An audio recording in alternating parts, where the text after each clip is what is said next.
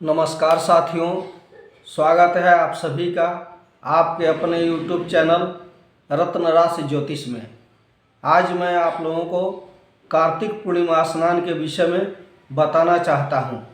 कार्तिक पूर्णिमा स्नान के विषय में ये मान्यता है कि आज के दिन देवता आते हैं धरती पर यह देखने के लिए कि मानव जीवन कैसा चल रहा है, वो भी आकर के और स्नान वगैरह देखते हैं, करते हैं। यहाँ तक मान्यता है कि आज भगवान विष्णु, भगवान शिव और माता लक्ष्मी की पूजा करने में मोक्ष की प्राप्ति होती है।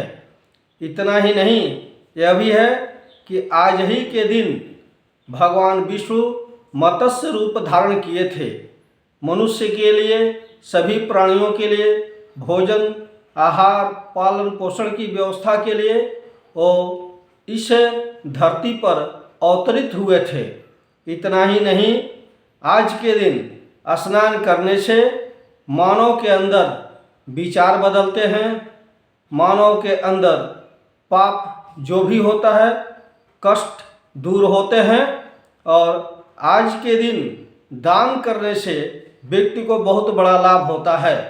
कार्तिक पूर्णिमा मास को जो व्यक्ति सफ़ेद वस्तुओं का दान करता है उसे सब पापों से मुक्ति मिलती है, उसके भाग्य चमकते हैं।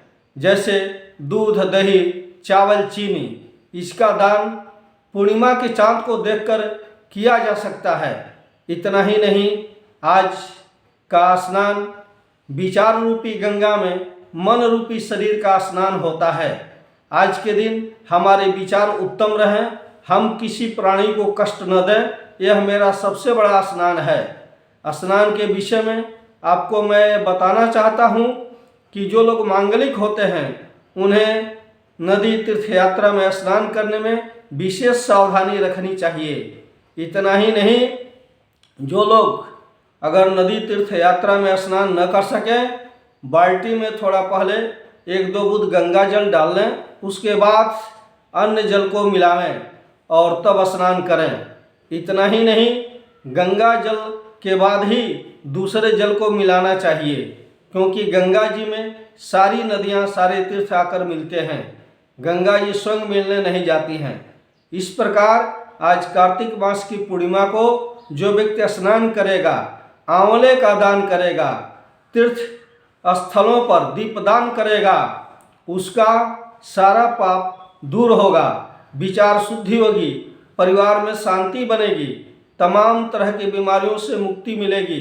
इसके अलावा जिन लोगों को एलर्जिकल परेशानी होती है, एलर्जिकल बीमारी होती है, उन्हें स्नान करना जरूरी होता है। लेकिन ऐसे लोगों को स्नान करने में, नदी इत्यादि में जाने में विशेष सावधानी होना चाहिए।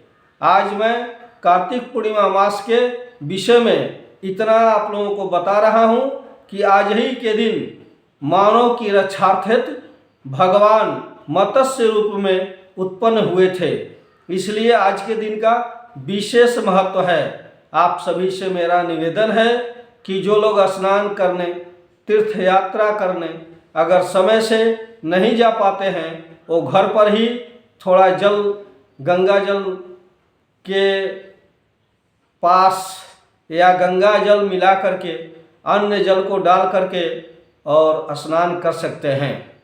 बस आज मैंने आपको एक कार्तिक पूर्णिमा मास की स्नान की विधि तरीके को बताया है। स्नान तो 7 प्रकार के होते हैं, लेकिन समय संजोग की बात है।